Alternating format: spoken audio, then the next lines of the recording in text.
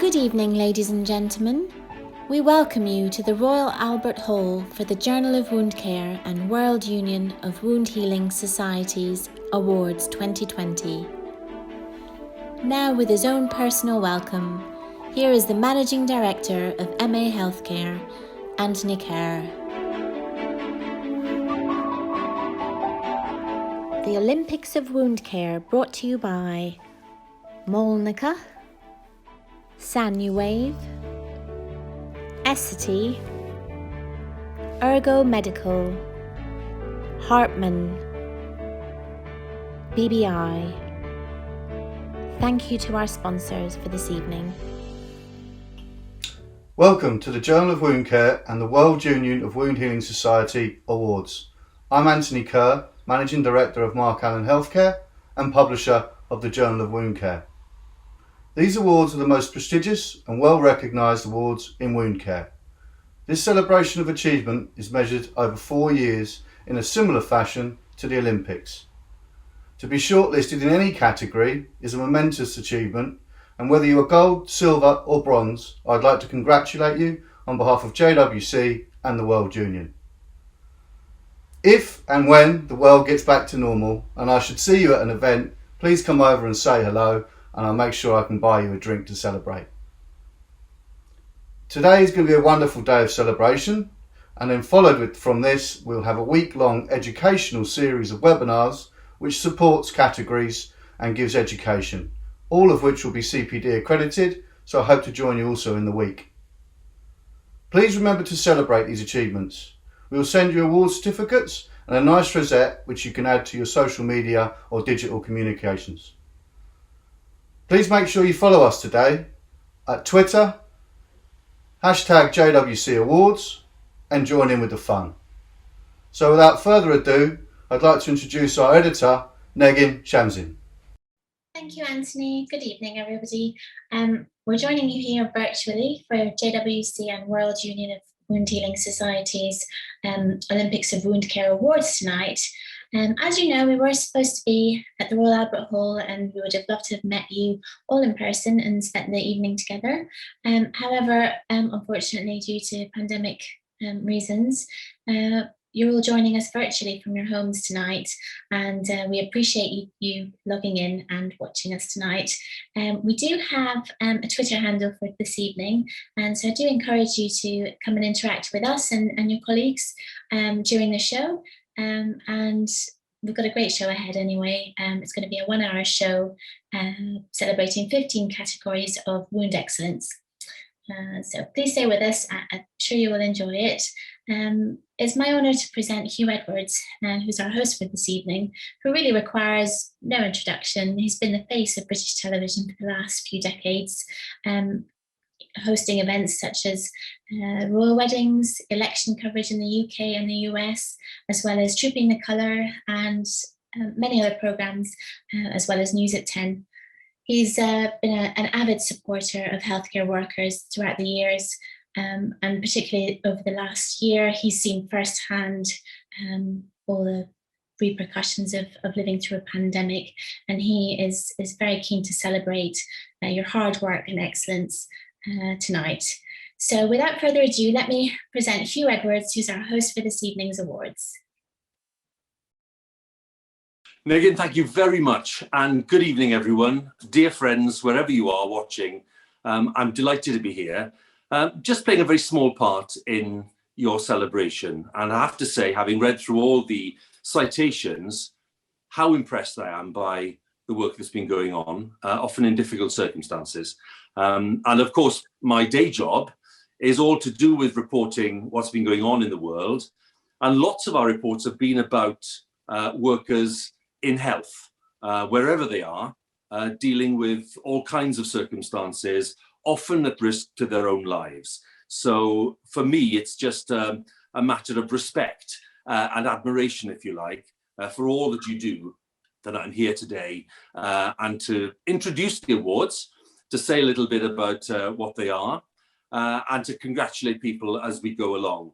I'm not in my usual mode where I'm reading everything seamlessly off the auto cue, and it looks magical. So I'm working off my script, so bear with me as I go through it. But I have to say, it's a great joy to be with you. So I think we should press on, because as we all know, 2020 marked the World Health Organization year of the nurse and the midwife, and we did a lot of reporting on that. We talked to lots of nurses and midwives who've been hard work over the year 2020. Now, no year like that preceding year had brought to the forefront all of the hard work and the perseverance and, of course, the dedication displayed by healthcare workers wherever they are.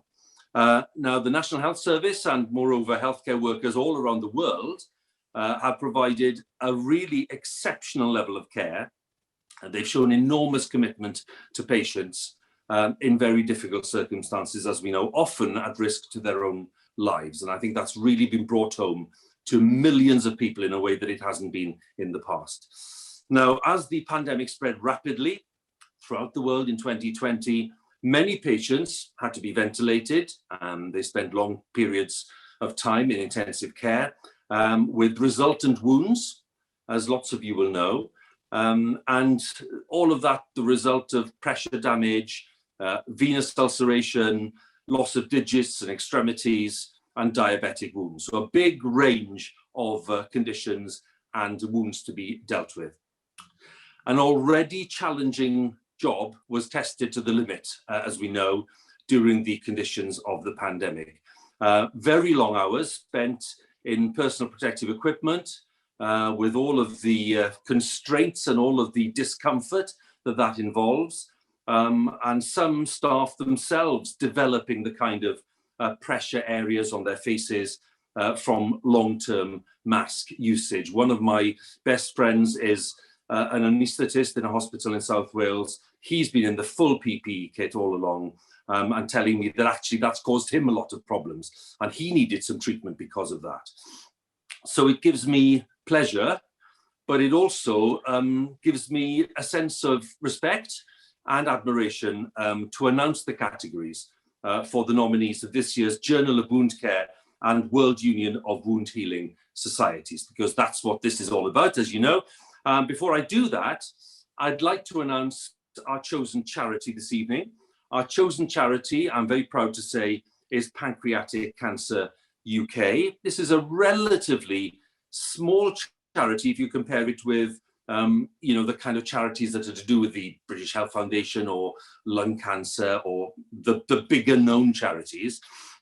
But as lots of you will know, it is a deadly form of cancer, which presents no symptoms early on, which is why the survival rate is very low. My father, for example, died of pancreatic cancer within 10 days of being diagnosed. So I feel that this is a charity that needs a lot more help, to be honest.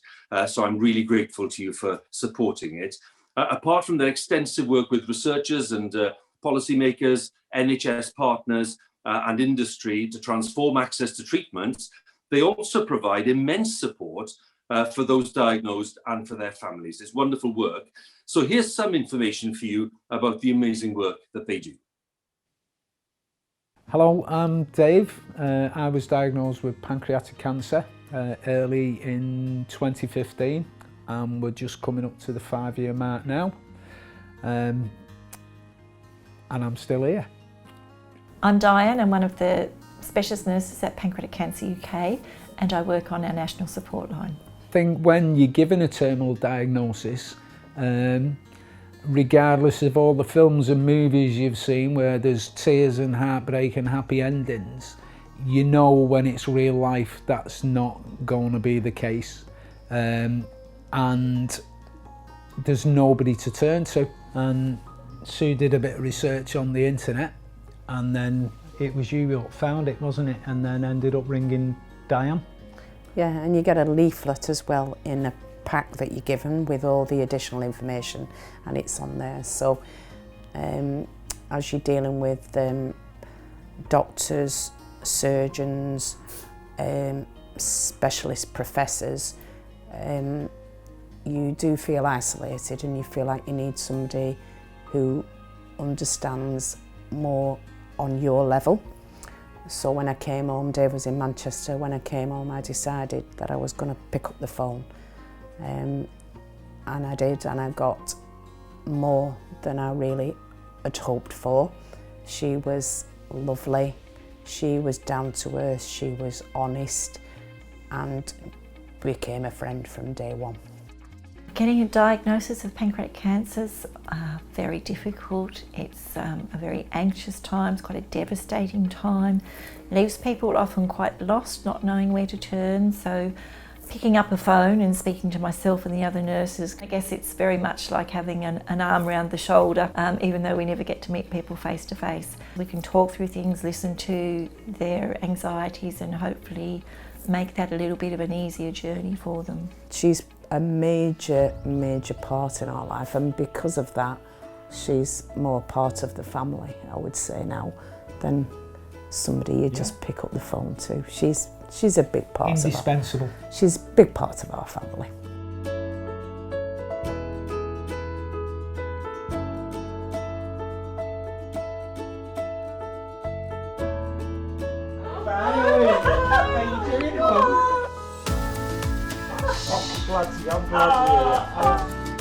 I genuinely wake up every day, I look out the window, I see the sky and the trees and the birds singing, and it definitely makes you glad to be here. Because of Pancreatic Cancer UK and the information Diane provided, I sometimes wonder, would this have still been the case if I hadn't have had her to pick the phone up to? So yeah, I'm more than grateful for Diane to do that.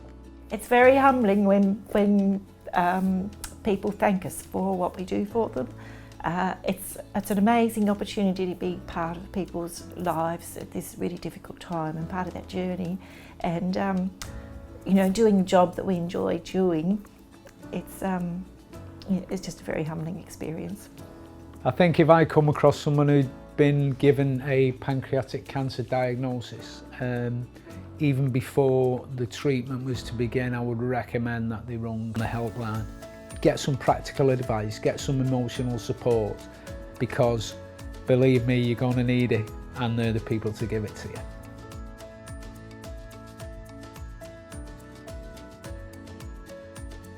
Thank you for supporting the Prudential Ride London. It provides all the extra funding which we need for all the nurses like Diane. We need to expand these services, and it'll ultimately help people like myself and hopefully many others.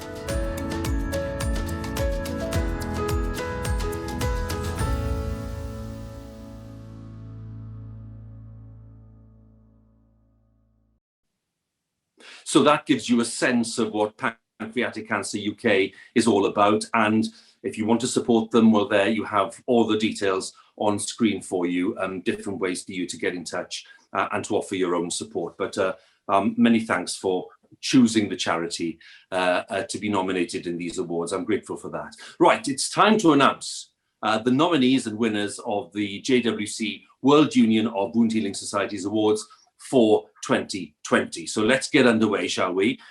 We're not in person, which would have been nice, but you know, it's good that we can do it virtually anyway, because we are all in touch in a sense, and maybe in the future when we do these awards we can meet face to face. That would be lovely, but let's all just keep that sense of community, because that's what all this is about.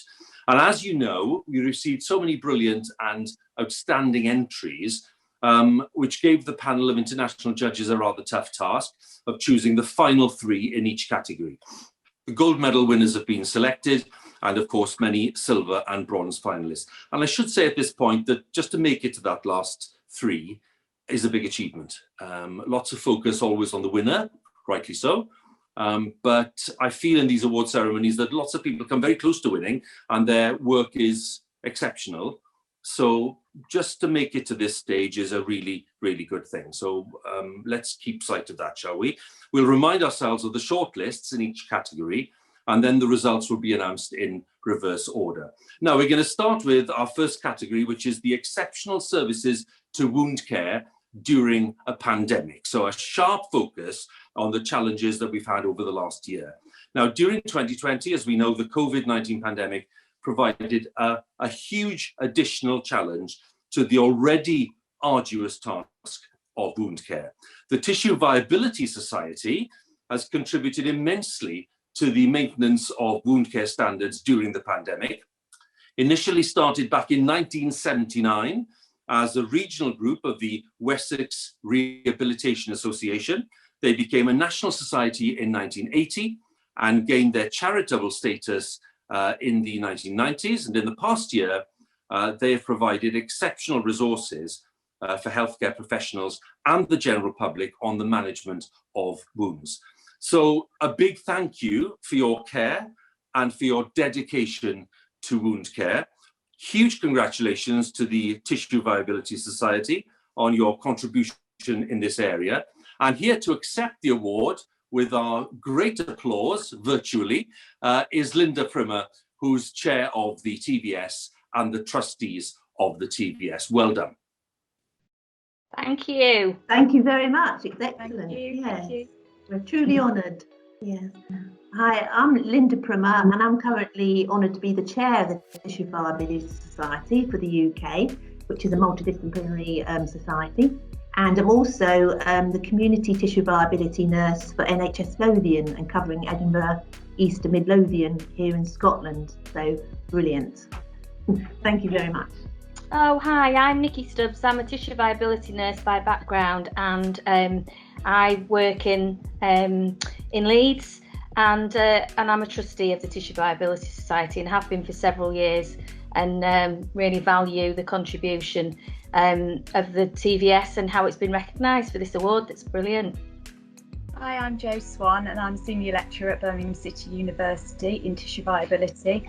My background is I'm a tissue viability nurse, and I still hold an honorary contract in Birmingham. And I'm a trustee on the board of Tissue Viability Society, and it's really great that we've got this award.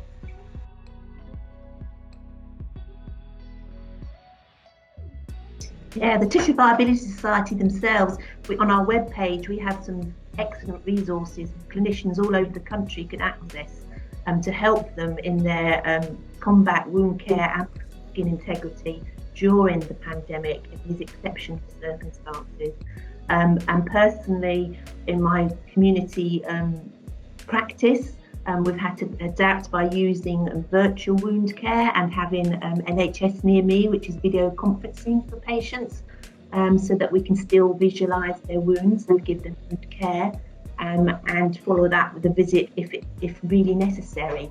But for some care homes, we weren't allowed access, so this virtual wound conferencing actually helped a lot. I think moving all your offer for education to an online platform is certainly very challenging, just to make sure that it's still really engaging and really relevant, and also changing some of the content, because obviously with the number of COVID positive patients that we've got in the community and within the acute trusts, they're experiencing different wounds and different skin challenges, along with all the other skin challenges that we've had to deal with, you know, in normal circumstances. So it's been a real push to make sure that what we deliver is appropriate and relevant and accessible.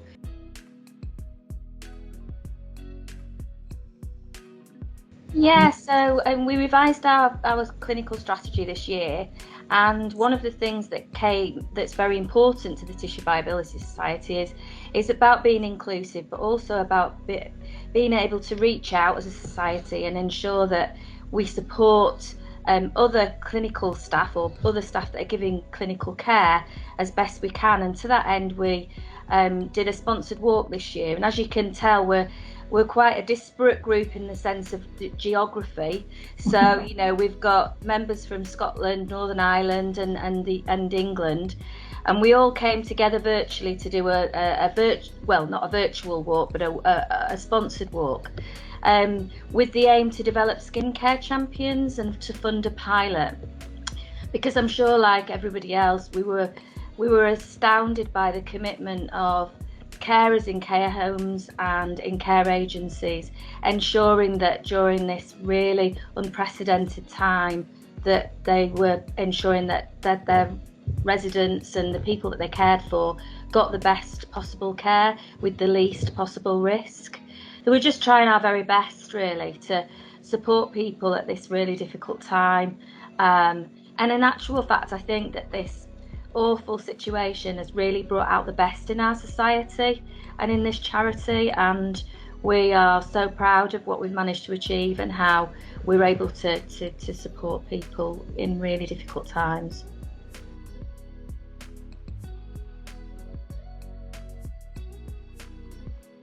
Many congratulations.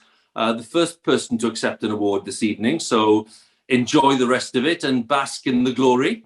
We're moving on to the second award, which is Advances in Pressure Care Award, which has been supported by European Pressure Ulcer Advisory Panel and sponsored by Mölnlycke. And I want you to welcome to the stage Zlatko Richter, who is Chief Executive Officer of Mölnlycke, to tell us the nominees. Over to you. And so, on our shortlist tonight, International Guideline Governance Group, Charité Universitätsmedizin in Berlin, Germany. It's a new international group that was formed to develop the next guideline update that has been published in November 2019. The Governance Guideline Group, GGG, consists of 4 representatives of each of the 3 sponsoring organizations, MPUAP, EPUAP and PPPIA, and a guideline methodologist. The overall objective was to develop a high quality and trustworthy pressure ulcer/injury guideline to improve pressure ulcer injury care worldwide. Using open and closed questions in different languages, more than 1,000 informal caregivers and patients at pressure ulcer injury risk and with pressure ulcers injury participated. So far, this is the largest data set informing about preferences and care goals of consumers. Results have been used to prioritize guideline recommendations, but they will be also used beyond to guide research and practice. The GGG succeeded in developing and releasing the most important and most up-to-date truly international document, a guide to pressure ulcer injury prevention and care worldwide. The second nominee, Lynn Cornish, Tissue Viability Lead Practitioner in St. Margaret's Hospice, UK. St. Margaret's Hospice Care SMH has achieved great success over the past 4 years in improving the treatment and prevention of pressure ulcers among patients receiving palliative care. These advances are being shared with healthcare professionals in Southwest England and beyond through study days, telementoring and then research papers and conferences. Between 2016 and 2019, SMH recorded 83% reduction in the number of patients developing pressure sores at its inpatient units. These results reflect a determination to challenge conventional thinking that pressure ulcers are inevitable when people are nearing the end of life. Staff challenged themselves to reduce hospice-acquired pressure ulcers and improve patients' experience and wound and pressure ulcer prevention and care. Measures implemented include mandatory tissue viability training for all nursing staff alongside a streamlined dressing formulary. The hospice invested around £25,000 in tilt mattresses and cushions to reduce the likelihood of patients developing pressure ulcers. And then we have the third nominee, Fiona Coyer, Professor of Nursing, Royal Brisbane and Women's Hospital, Australia. Fiona's research program centers on skin integrity in the critically ill patients in the intensive care ICU environment. She leads research in the clinical environment that has resulted in improved quality of clinical nursing practice to prevent pressure injuries, ulcers, PI, improved patients' outcomes and also ensured an evidence-based to nursing practice. She is a member of key relevant professional bodies and has played a pivotal key roles in these organizations. So ladies and gentlemen, now we come to the prizes, and the third prize finalist is Lynn Cornish. If we then move to the second place finalist, that is Fiona Coyer. And that of course means that the first place finalist is the International Guideline Governance Group. Congratulations. Please welcome Jan Kortner on behalf of the International Guideline Governance Group to the stage to collect their award. Thank you very much. So My name is Jan Kottner. I'm working at the Charité University in Berlin. And I applied for this award on behalf of the Guideline Governance Group. And this group, together with many more colleagues around the world, was responsible for creating, developing, and finally releasing the international guideline on pressure ulcer/injury prevention and treatment.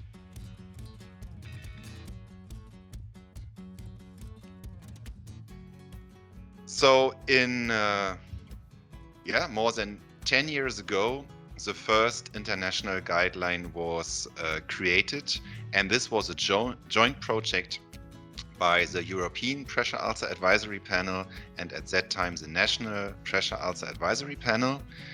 And because this collaboration was very successful, the Pan-Pacific Pressure Injury Alliance joined in 2014.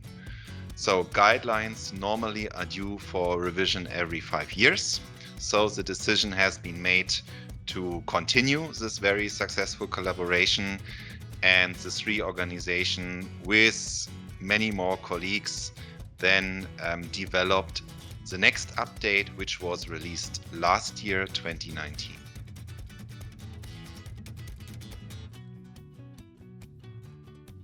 Regarding the guideline work, we often been asked, is this effort actually worth?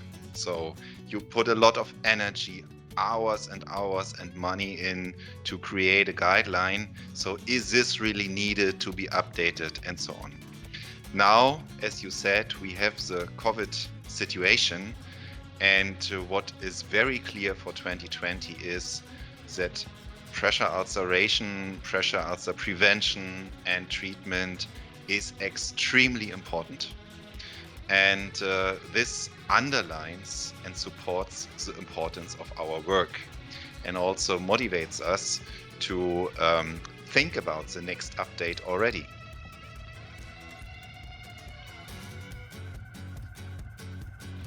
So I think first of all, our organization, as many other organizations as well, face the challenge that the whole meeting and exchange culture has changed. So moving from face to face to do it virtually.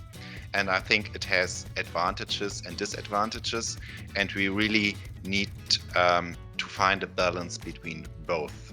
So the good thing is that because everything is digital, much more colleagues are now able to join and to contribute who would not have been able to travel. So this is one.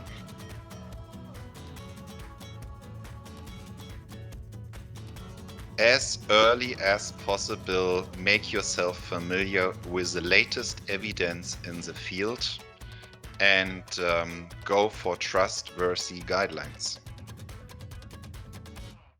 Once again, many congratulations to the winner. That was the second category. The third award tonight is the Contribution to Education in Wound Care Award.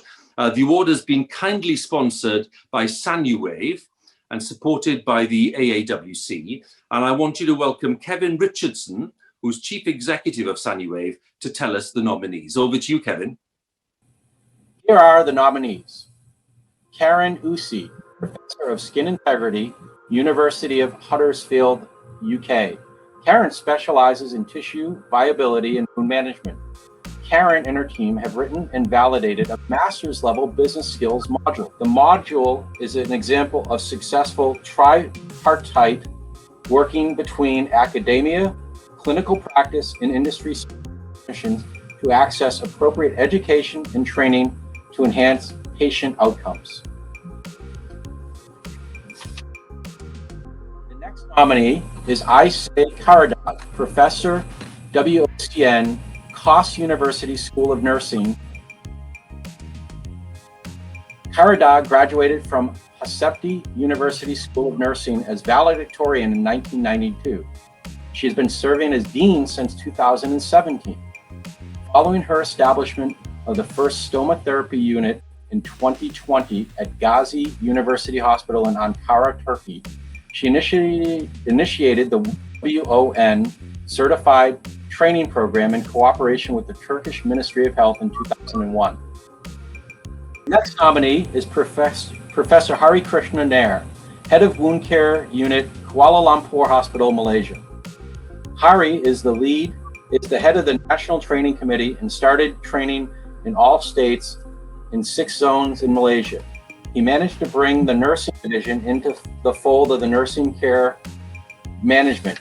He was involved in the Wound Care Manual, Quick Guide in Wound Management, the Zeon Plus guidelines, and the Ergo Expert training modules to support education in the region. In the bronze finalist, Karen Usi. And the silver finalist, Aise Karadad. The gold place winner, Dr. Hari Krishna Nair. Thank you very much. It's a real honor. I am Dr. Hari Krishna Nair, the head and senior consultant of the Wound Care Unit, the Department of Internal Medicine in Kuala Lumpur Hospital in Malaysia.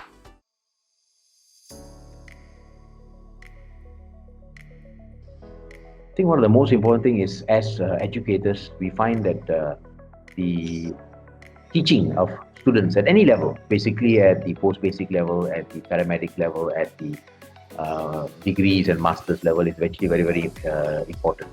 We find that having basic courses all over Asia and also teaching them how to actually manage the wounds better, comprehensively, holistically, is actually a great thing. And I'm quite happy that I'm still able to do this during this COVID pandemic, whereby we can still do it online and all that.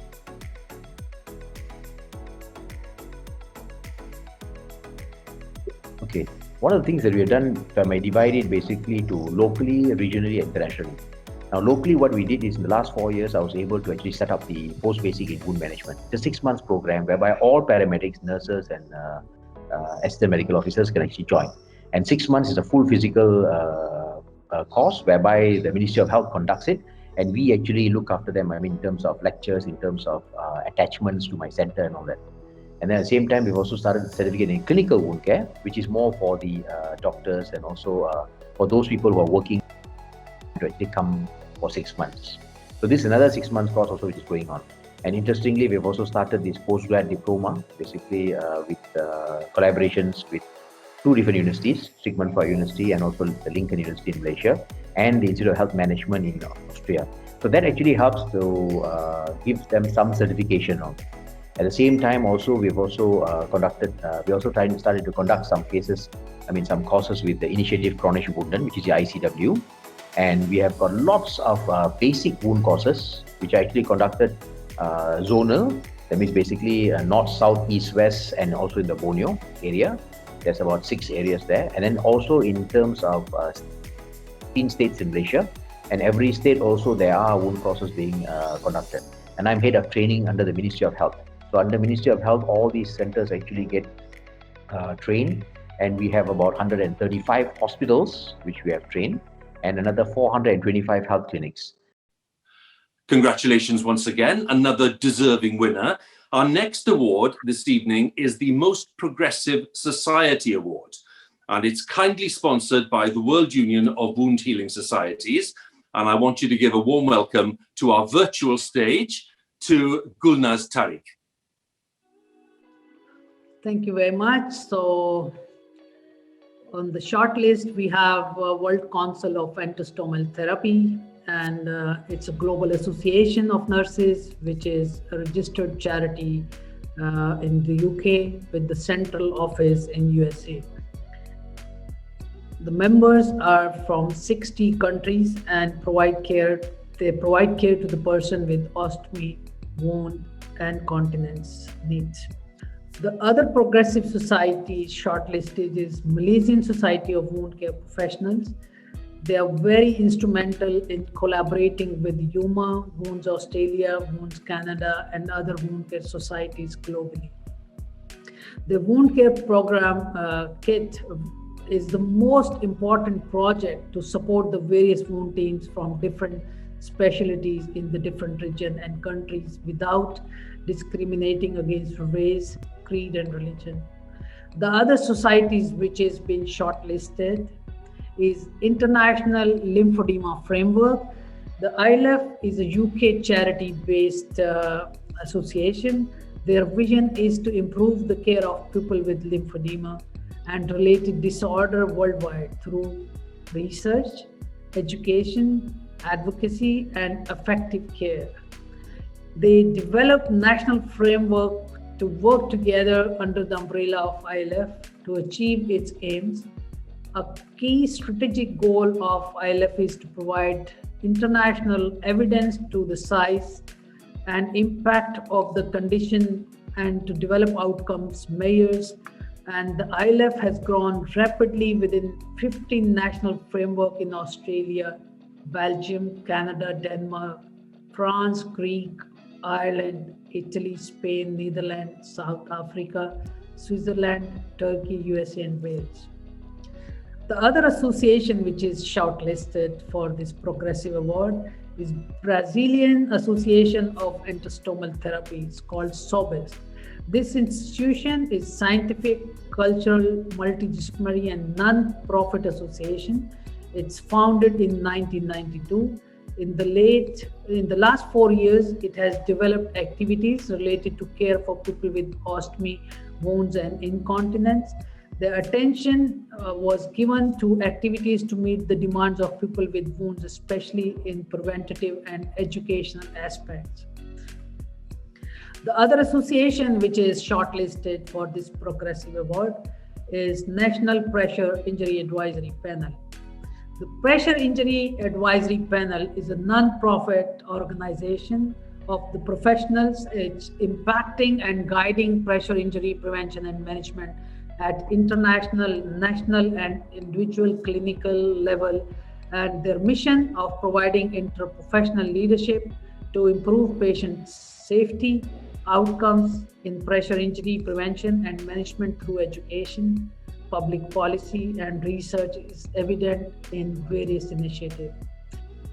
So, the bronze finalist for this Progressive Society Award goes to Brazilian Association of Endostomal Therapy, WUWHS, and Malaysian Society of Wound Care Professionals.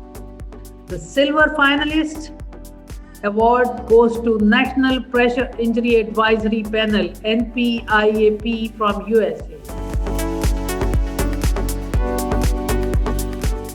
And the gold place winner is World Council of Endostomal Therapies and International Lymphedema Framework.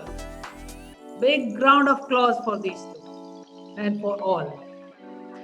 So, World Council of Endostomal Therapies and International Lymphedema Framework, please welcome to the stage Elizabeth Aiello and Christine Moffat. Congratulations to World Council of Endostomal Therapies and International Lymphedema Framework for acquiring Gold Place Winner Award in this Progressive Society Award from World Union of Wound Healing Society. Thank you very much. Well, thank you so much. We are very, very excited. And good evening, everybody. We are just delighted to hear this fantastic news. I'm Elizabeth Aiello. I'm a registered board-certified ostomy and wound care nurse from New York City in the USA, and the 2018-2022 World Council of Endostomal Therapists President. And I am joined by... I'm also really delighted to receive this award. It's really an honor to receive that. And I'm Laurent Chabal. I'm a NITI nurse, and I'm also a lecturer. For my hospital job, I work in Morges Hospital, where I do stoma and continence care.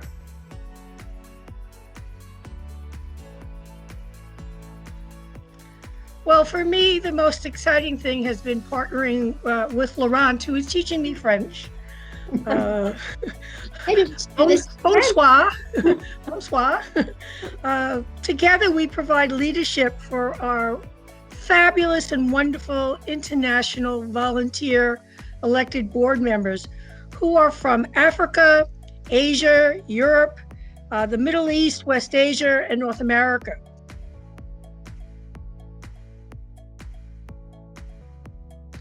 Well, it is our hope that others will learn of our great work that WCET is doing and join us in our efforts to positively impact the care of people that need specialized nursing care. Given the diversity of time zones and languages of our members, as for most, English is not their first language, obtaining the financial support to translate our journal and educational resources is a challenge.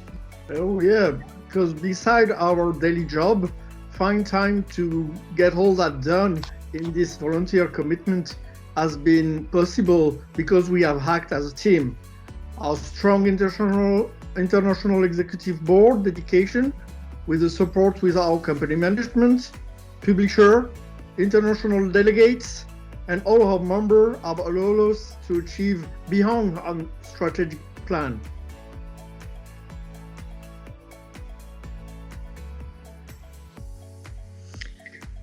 Assemble and build a team. A team needs to be members that have complementary strengths and weaknesses. Teamwork that stays focused on your goal, purpose, and persists will result in positive achievements. Be kind to one another in your work. The process of change is not always easy nor comfortable, but once you get there, and you will, do not forget to celebrate the moments together. Thank you very much. I'm very thrilled. Thank you. My name is Christine Moffat and I'm the chair of the International Lymphedema Framework and in fact the founder member of the International Lymphedema Framework. I'm also a clinical nursing professor and a nurse consultant in leg ulcers.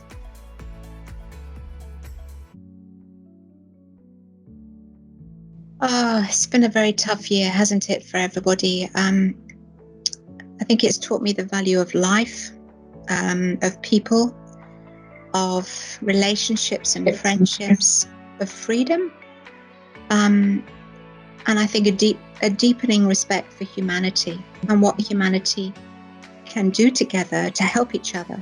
So as well as the negative, the positive that's come out.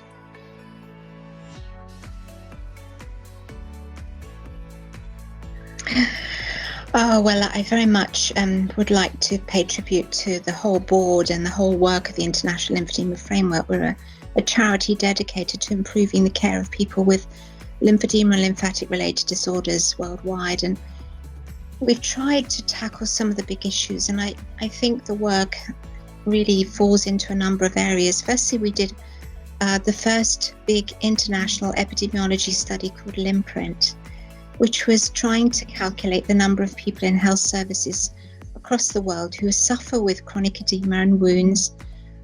We did this in 9 countries with 40 sites and over 14,000 patients, with a view to try and give the evidence in an area where there is a belief that it's a very rare problem. So that's our big piece of work. We're also working with the rarer forms of lymphedema, like children with lymphedema. So we are working to have camps for children. We're developing tools that assess their quality of life. So that's another piece of work. And more recently, I think working on chronic edema outcome measures that we can really capture the way in which people live and how our treatments can make a difference to patients. Well done once again. That was our 4th winner this evening. Let's move on to the next category. It is the Excellence in Compression and Manual Lymphatic Drainage Award. Now, thankfully, every night on the news, I'm not having to contend with phrases as complex as that, but that's our category now. And I'd like you to welcome Dr. Serge Bobot to the stage to present the award. Welcome. And so, on our first shorting list tonight, Robin Bjork, founder and president of WUWHS, and Susie Ayman, clinical specialist. Robin and Susie developed and published Stride Professional Guide to Compression Garment Selection for the lower extremity to provide healthcare providers with a compression science knowledge to make an evidence-based decision regarding compression selection. Hologic Wound Care and Lymphedema team. Hologic. The team are a combined tissue viability and lymphedema service, and the nurses have qualification in both lymphedema and tissue viability. They are hybrid nurses who manage to combine the two specialist skill sets to treat those patients with leg ulceration due to lymphovenous disease more effectively with average days to healing at 90 days. The team has developed a combination of techniques to treat fibrous edema, which includes the use of tissue softening foams, bandaging, kinesiology, and MLD. Jane Wigg, Director of the Lymphedema Training Academy. In recent years, groundbreaking technology has made it possible for the lymphatics to be seen in real time for the first time in history. These advancements, ICG lymphography or near-infrared lymphofluoroscopy imaging, pioneered by Professor Belgrado and colleagues at the University of Brussels, demonstrate a safe, reliable way to visualizing the lymphatics. Following mentorship from Professor Belgrado, Jane Wigg has used this technique and has implemented the procedure within the UK. And now, this is the moment that you are all waiting.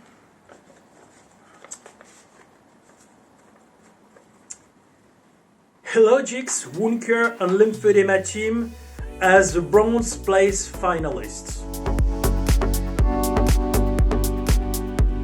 Robin Bjork, founder and president of LIWTI, and Susie Ayman, clinical specialist, as silver placed specialists. Jane Wigg, director of the Lymphedema Training Academy, as gold place winner. Please welcome Jane Wigg. Well done to our winner, Jane Wigg, and thank you very much. Oh, thank you. I'm absolutely delighted and thrilled with this. It's been a fantastic journey, so it's a great honour to receive this evening. My name's Jane Wigg and I am the director of the Lymphedema Training Academy and also Lymph Vision. We've been working a long time in the field that we've been doing, a background in lymphedema and breast cancer care, and then been teaching in lymphedema for over the last 25 years. So to receive this and for the recent work that we've done is just fantastic.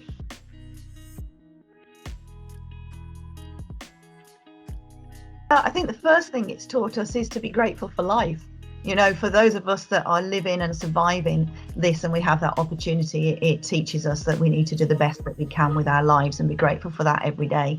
I think what it's done from a training perspective is that it has allowed for us to reach more people. So we were already doing a lot of our training online via webinars, but being able to be innovative, forward thinking, versatile, I think, and open to change has really allowed for us to move forward and reach more people.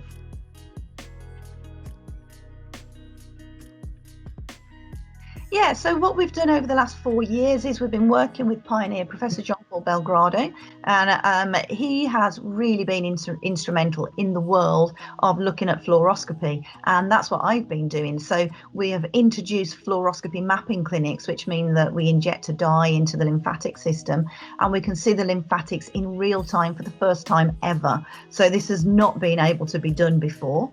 Because of that, we've been able to identify the blockages or failings of the lymphatic system, provide that information to patients, enhancing their care and improving their quality of life.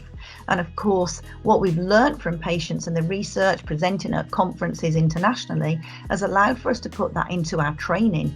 So now being able to have a lymphatic drainage technique, which we know is research-based, evidence-based, we can see our hands moving and moving fluid, has been life-changing for patients and also for therapists.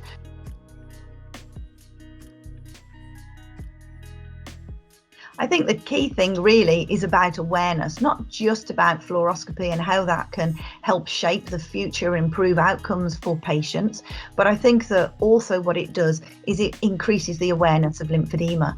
And unfortunately, lymphedema hasn't been at the forefront of either funding and resources coming in or understanding the great work that many other people are doing out there for lymphedema to be helping people. So I hope that this will put that back on the agenda, maybe bring some funding not only to us but to other people, and screening as well. The fact that we can help patients prior to a lymphedema developing means that we should improve quality of life. The next award this evening is the Advances in Infection and Biofilm Award, and it's kindly supported by Heartman. I'd like you to welcome to our virtual stage Adriana Bordeano. On the short list, we have Dr. Yalda Khosravi, postdoctoral researcher, Ohio State University, United States. Dental plaque biofilms require continual management with mechanical removal methods, such as brushing and flossing in combination with chemical antimicrobial dentifrices to keep them in check. Biofilms can proliferate in hard-to-reach places, such as the interproximal space and below the gum line. This model can also be used to determine the delivery of antimicrobial and other toothpastes and mouthwashes into the biofilm, which may remain in hard-to-reach spaces of the dentitions. The next one is Associate Professor Gojiro Nagakami, Global Nursing Research Center, Graduate School of Medicine, the University of Tokyo, Japan.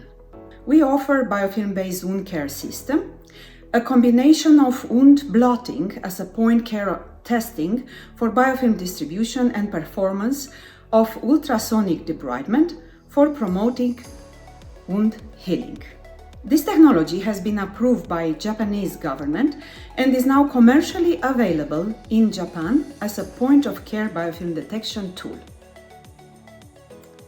And Professor Chandan K. Sen, Director, Indiana Center for Regenerative Medicine and Engineering, Executive Director, IUH Comprehensive Wound Center, G. Stanley Battersby, Chair and Professor of Surgery, Vice Chairman of Research Surgery, Indiana University, United States. A novel wireless electroceutical dressing employs embedded moisture-activated microcell batteries that generate an electric field and microcurrent to combat bacteria's ability to electrically communicate to form biofilm.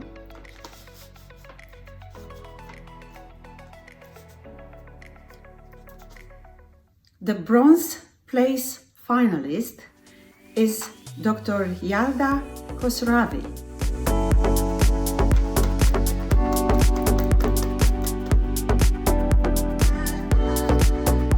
The silver place finalist, Professor Chandan K. Sen.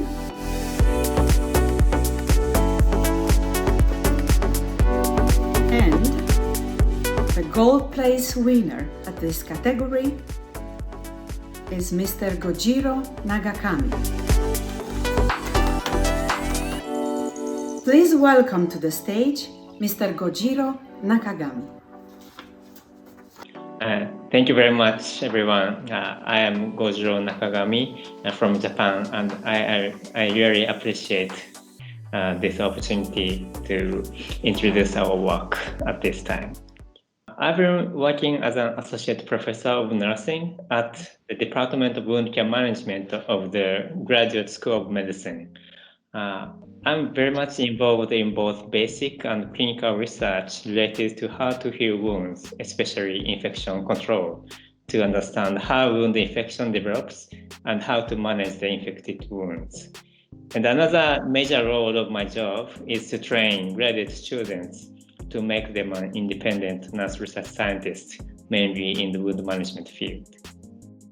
Okay, I think I enjoy working very much with the graduate students as well as my faculty colleagues, especially my boss, Professor Hiromi Sonoda. Actually, I've been working with her for 17 years and spent a lot of time sharing many ideas, including the biofilm detection method that I've mentioned in the publication. I'm also enjoying working at the hospital to see patients with pressure injuries. I've been involved in pressure injury multidisciplinary team and see patients once a week at the university hospital.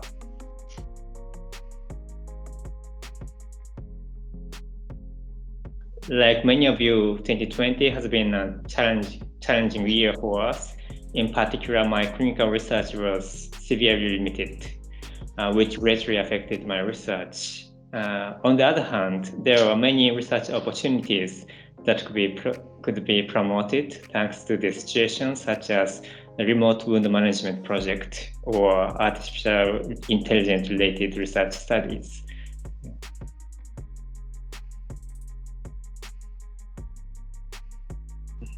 Yeah, when I was in the US in 2013 as a visiting scholar at the UCLA working with Professor Barbara Bates-Jensen, I had the chance to introduce my research project to Professor Schultz at the University of Florida. And we agreed with collaborative research project for biofilm detection tool. And after coming back to Japan, I started this project with Dr. Minematsu, who is a molecular biologist and my colleague at the University of Tokyo. We have succeeded in inventing point-of-care biofilm detection tool, which can visualize the biofilm distribution on the wound within 2 minutes. And I really appreciate Saraya Company Limited in Japan, which co-developed this product. And we have launched this tool in 2018, which was a really exciting moment.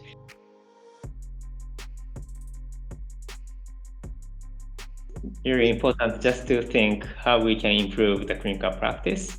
And also, I really advise that please find the area that you are really interested in and you are really excited about.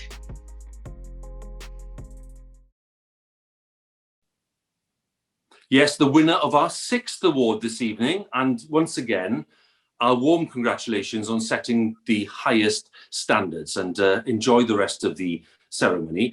We move on now to the Advances in Skin Integrity Award. This award is sponsored by the International Skin Tear Advisory Panel. And I'd like you to welcome to the stage Dimitri Beckman, who's president of ISTAP. Good evening to you all. It is a pleasure to present the Advances in Skin Integrity Award on behalf of the International Skin Tear Advisory Panel.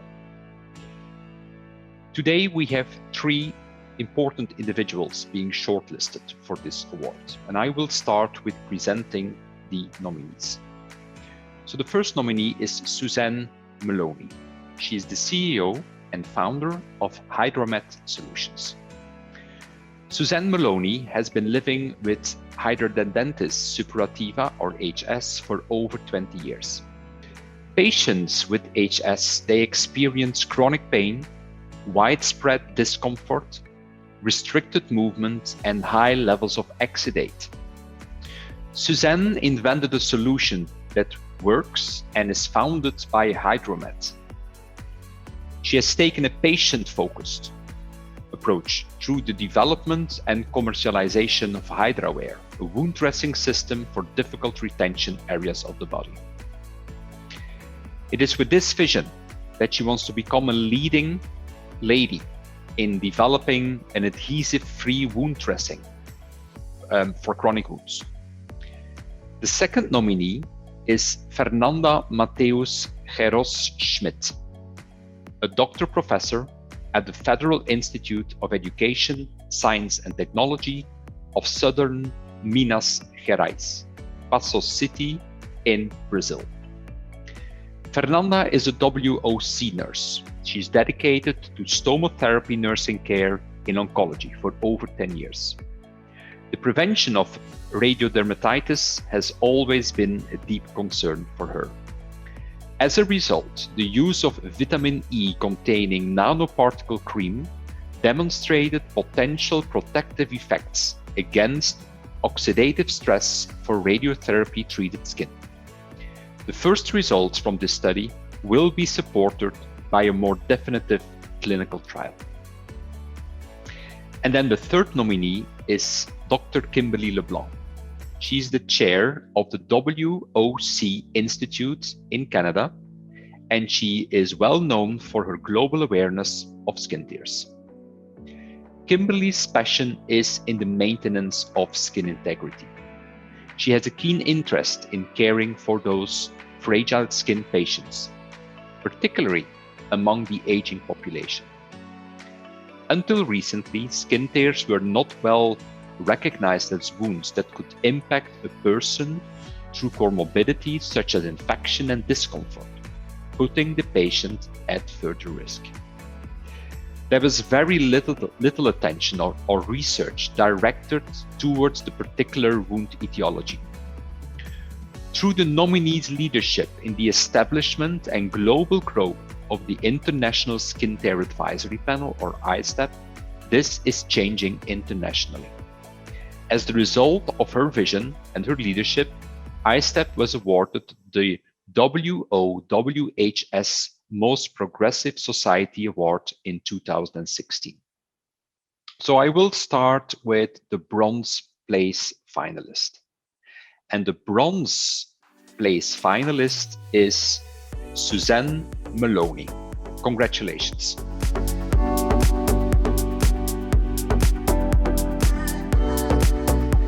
The second award is the award for the silver place finalist. And it's a pleasure to announce that Fernanda Mateus Gerotz-Schmidt receives this award on behalf of the International Skin Tear Advisory Panel. Congratulations. So this means that the gold place winner is Dr. Kimberly LeBlanc. Congratulations, Kim, with this important award. And then I would like to invite and to welcome Kimberly LeBlanc to collect her award. On behalf of the International Skin Tear Advisory Panel, I would like to thank the organizers for organizing this very important event. And once again, I would like to congratulate the 3 nominees for today's awards. Thank you very much. Thank you very much. I'm very humbled when I look at the other nominations for this category. I'm very, very humbled to have won this award.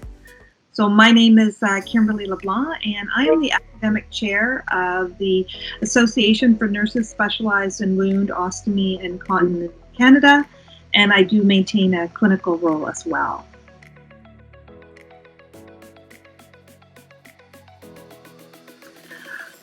Wow, I think the things I enjoy the most are the interaction between the students.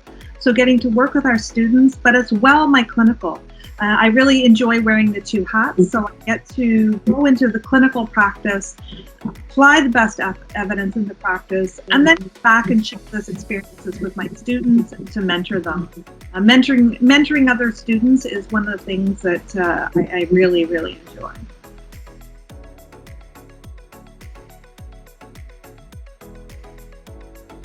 So that's such a great question, because certainly, 2020 has made us relook and rethink many things.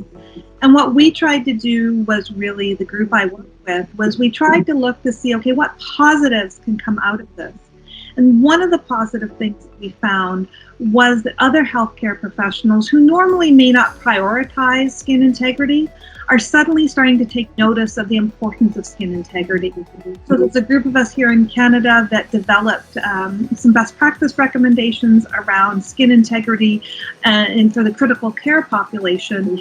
We really use that as a platform to try and raise awareness around all of the very issues that can happen in critical care in terms of skin integrity.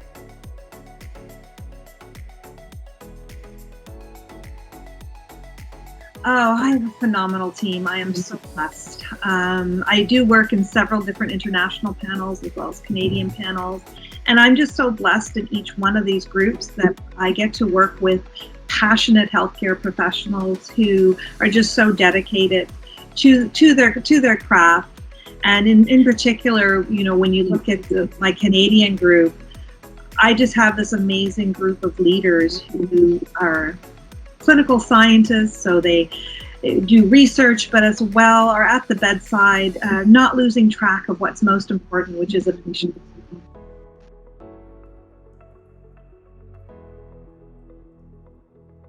I think that one of the important things is you can't change things overnight. So I guess, from my perspective, is looking to see what is important to you, finding the evidence, finding people who are like-minded, who are willing to work with you to make change, and to remember that implementation and change doesn't occur overnight. In order for sustainability to occur, you have to give a lot of encouragement, that you really have to be present, and it takes time, it takes patience, and you need to find those like-minded people who are passionate. Yes, the winners of the Advances in Skin Integrity Award. So well done to you. The next category of the night is the Outstanding Achievement in Patient Care Award. And again, every year, this would be an award that would be difficult to get to the very summit of. But as you can imagine, in 2020, the competition here was exceptional. And this category is sponsored by Essity and supported by the Lindsay Leg Club. I'd like you to welcome to the stage Rod Hume on behalf of Essity. And so, on our shortlist, we have Dr. Emma Shanley, Clinical Nurse Specialist, Tissue Viability and Wound Management, West Cork Community Care, Ireland. Emma is a clinical nurse specialist in tissue viability, working in community wound care since 2005, and her steadfast focus is on improving the lives of her patients. The focus of her research is on older persons living independently in the community. This is because a component of the positive ageing strategy in Ireland relates to the prevention of disability, chronic disease, and premature mortality as people age. Prevention of pressure ulcers is a key issue for enhancing health, and education is a means to empower people to take an active role in health promotion. The next nominee is Dr. Edivania Geraldina Costa, Assistant Professor, School of Nursing, Lakehead University, Canada. Edivania has made a significant contribution to patient wound care in clinical, education and research settings in both Brazil and Canada.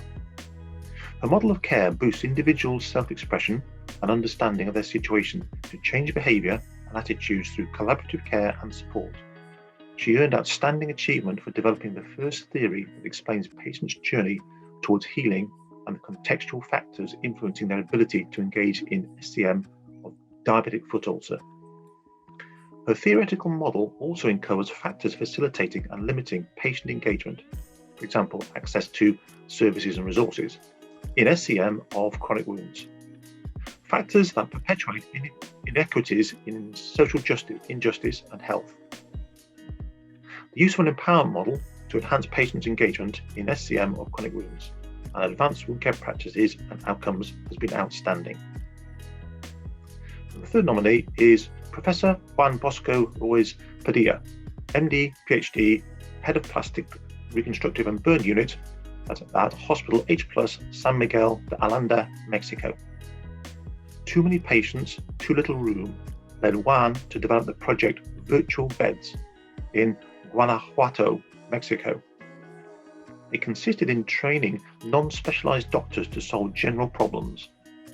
The patients were subsequently transferred to him, where the doctor and his team performed highly specialized procedures for complex wounds and burned patients. Once operated and stabilized, the patients were referred again to their hospitals until they were discharged. 2,450 surgeries were done during 2016, unlike previous annual surgery average of less than 1,000. He won the first place for National Professional and Humanitarian Service of the Ministry of Health in 2015. Okay, and now to the results. Okay, the winners in reverse order are: in bronze finalist place, Dr. Emma Shanley. Congratulations. In silver finalist place, Dr. Edivania Geraldina Costa. Congratulations. Congratulations. And in gold medal place, Professor Juan Bosco Ruiz Padilla. Please welcome Professor Juan Bosco Ruiz Padilla to the stage. It's an honor to me to be in this place and to be nominated for this award. Thank you very much. I'm Dr. Juan Bosco Ruiz Padilla. I live in magical town in San Miguel de Allende, nestled in Guanajuato, located in the heart of Mexico. It has helped me to open up the doors worldwide to share my new techniques and discoveries to heal and bring hope to humanity.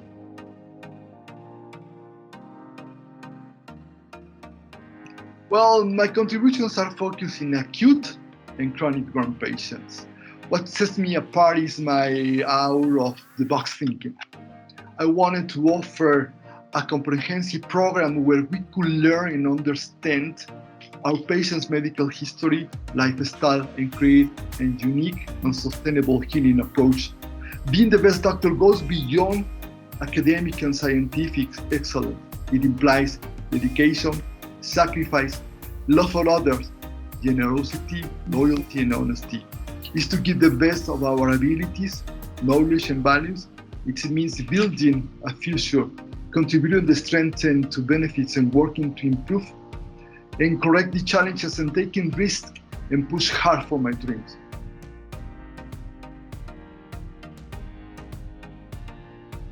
Well, conventional wisdom says that people resist change. I disagree as it applies to me and my team. By our very natural as enthusiastic scientists, we embrace the search for the truth.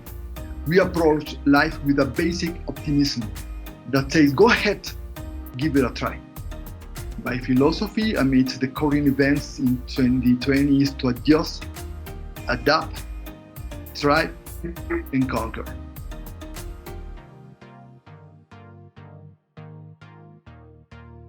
The impact of winning this award will influence my future pursuing more challenge, implementing avant-garde surgery techniques to benefit the human race, utilizing technology, defying borders, cultural and social beliefs.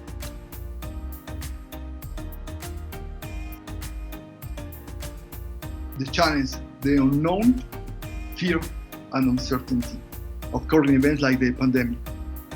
The financial burdens and political agenda that interfere with research and implementing programs such as virtual vets, and the challenge of not being able to reach out the underprivileged communities, the unfathomable feeling of losing one life.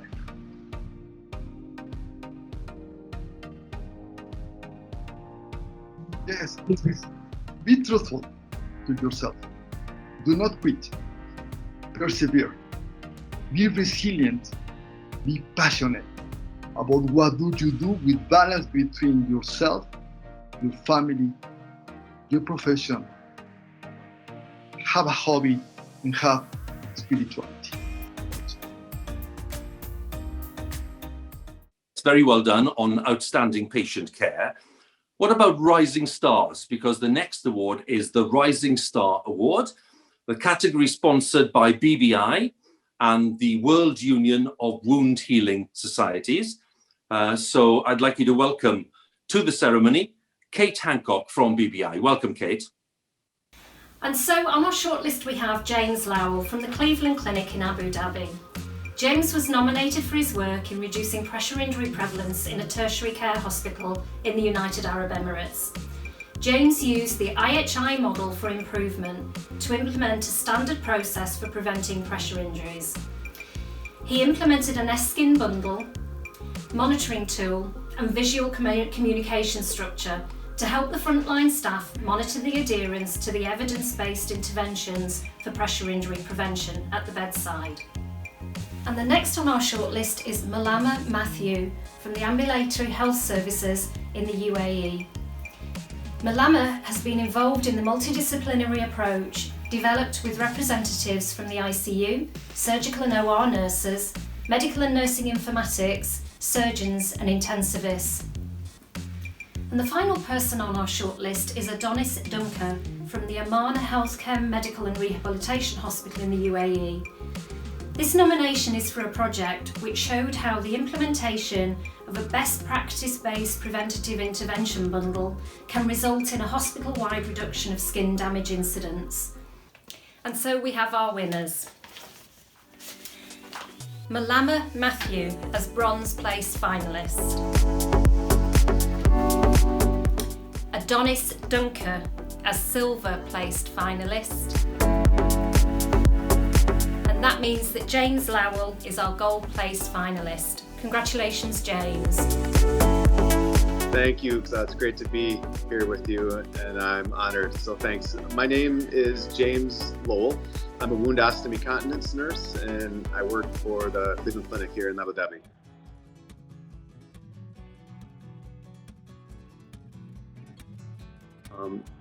I've done several things in nursing, and this is by far my most favorite role. I think my most favorite part of it is the variety. I get to wear many hats. I'm still patient-facing, giving direct care to patients, but I also get to function as an educator, coach, leader, researcher.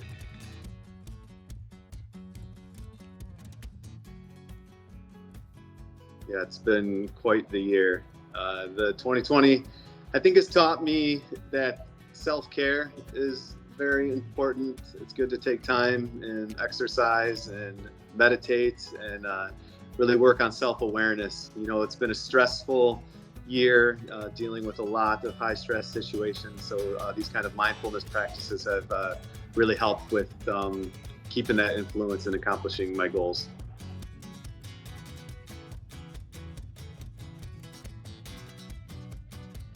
Well, I'll go back a little further. I've been in the UAE working here in Abu Dhabi for the last 6 years. And in really the last 4 years, I became a student of quality improvement. So I came here as a clinical expert in this area, and I really worked on using, learning the tools of quality and process improvement. And I really think that this combination is really valuable and really helps me make a sustainable impact.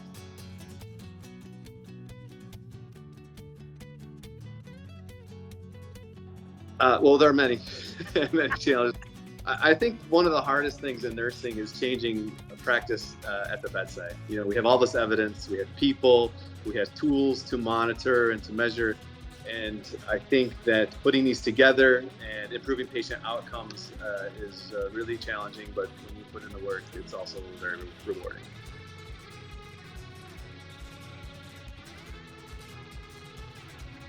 So for me right now, it's really, I would suggest that anyone that wants to make a sustainable impact become familiar with quality improvement. You can go with the Institute for Healthcare Improvement Model for Improvement, learn things like Six Sigma.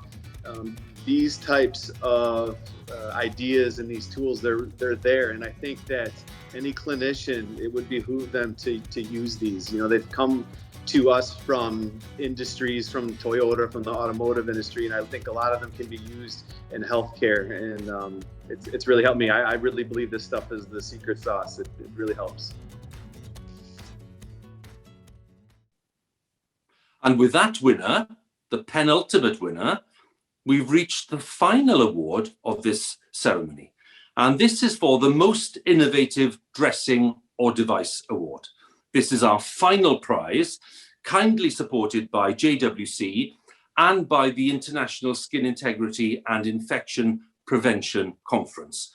So please welcome the Managing Director of MA Healthcare, Anthony Kerr. On behalf of JWC and the International Skin Integrity Infection Conference, I'm very proud to host this award. Next year, we will have a conference, physical, in person, and we'll all get to see each other. So the shortlist. Lundex stockings by Precise AB Sweden. Compression is crucial in the treatment, prevention and reoccurrence of venous leg ulcers. Development of the Lundex stocking is a product offering more consistent compression treatment and marked cost savings by eliminating expensive made-to-measure stockings. More importantly, however, correct dosage and easy donning offers patients critical assistance in decreasing the burden of essential treatment compliance. Simplify vascular assessment and improving wound care patients' outcomes with new technology, clinical trainer, Medi UK. Approximately 1.5% of adult population in the UK is affected by lower limb wounds. Over 80% of those wounds do not have an ABPI. When determining the appropriate treatment for their condition, Medi UK introduced an innovative device that measures the pressure in the upper and lower extremities completely simultaneously and therefore without the need for rest. Orpix SI sensory insoles. Orpix SI system is comprised of custom insoles with embedded sensors that monitor physical parameters. It provides the healthcare provider with real-world plantar feedback that informs them their treatment decisions. For the wearer, the real-time alerts are sent through a mobile app or display device, which allows them to change their behaviour immediately, relieving sustained high-pressure areas. This is the only system that helps prevent diabetic foot ulcers by addressing 3 causes of tissue breakdown: pressure, temperature and adherence. Okay. In bronze place, we have Lundex Stockings Precise AB, Sweden. In silver place, we have Simplify Vascular Assessment and Improving Wound Care Patients' Outcomes with a New Technology, Clinical Trainer, Medi. So in gold place, we have Orpix SI Sensory Insoles. Rhiannon Everett, plastic surgeon and CEO, president of Orpix Medical, will join us now. Thank you so much. We're so excited. I couldn't be more excited. My name's Dr. Brianne Everett, and I'm the CEO and co-founder of Orpix Medical Technologies. And we're a company that creates innovative sensor-based insoles for the prevention of diabetic foot ulcers.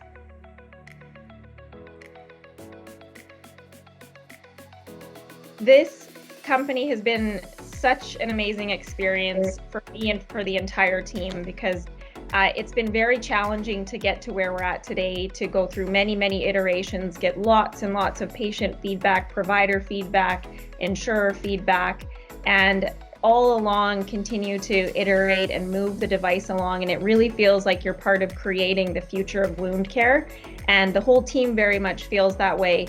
And so even though we've gone through many stages with this company, we've been able to see very measurable direct impacts of the technology in patients all along the way, sometimes bringing patients to tears over the fact that they feel that something like this is going to allow them to continue to ambulate, be mobile, to, participate with their family, their grandchildren, you name it. And so it's really about, that process of creation, and then it leading to something that can be so measurable and impactful in people's lives. That's really why we do this.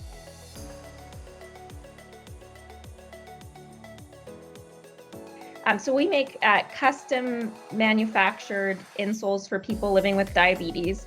And inside those insoles, although they just look like a custom-made insole, they're fully embedded with a whole suite of sensors, including pressure sensors, so up to 37 sensors per foot, temperature sensors, and accelerometer or motion sensors. So what we're able to do is, in the real world, allow that measurement to be happening on a patient who's living with diabetic foot disease and who can't necessarily feel their feet. They can't protect themselves because they don't have the pain sensation that would normally go along with the things that you do in the day-to-day with your feet. And so we're able to measure, monitor, provide feedback that's activity-based and tailored to the individual.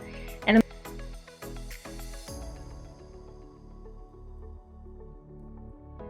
it's amazing because you cannot reflect on this year and think of one aspect of your life that the pandemic hasn't affected. It's just sort of turned everything upside down.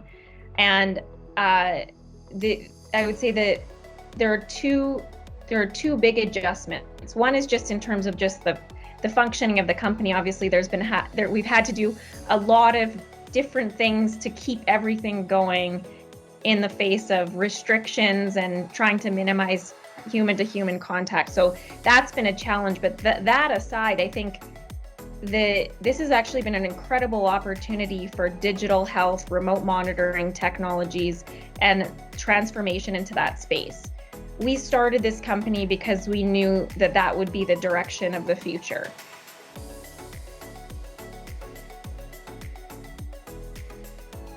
I think that this is just a huge opportunity to really elevate the company and provide validation that we're on the right track. It's really an honor to have so many esteemed, respected individuals in the space worldwide validating this with an award like this, and we couldn't be happier. So thank you so much. So the most innovative dressing or device award was our final award. Well done to the winners again, and indeed to all of you who've won awards this evening.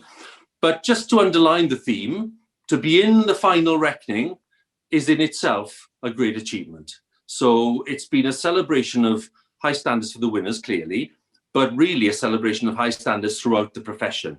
And that's the important thing for us to remember when we celebrate.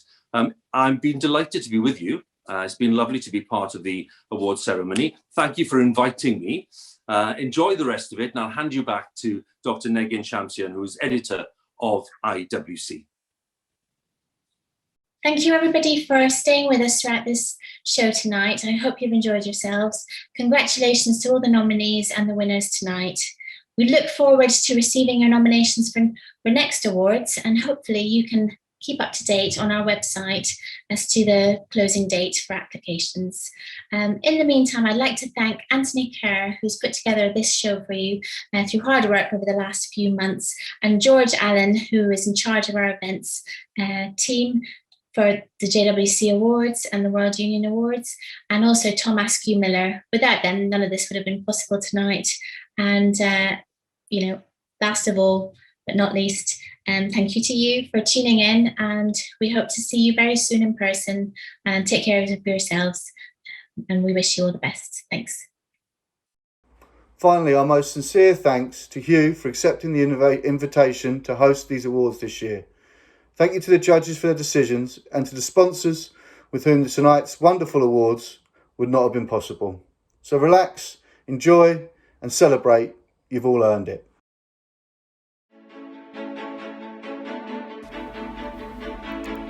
Thank you for joining us, ladies and gentlemen, and a thank you to our wonderful hosts, Hugh Edwards, Anthony Kerr, and Negin Shamsian.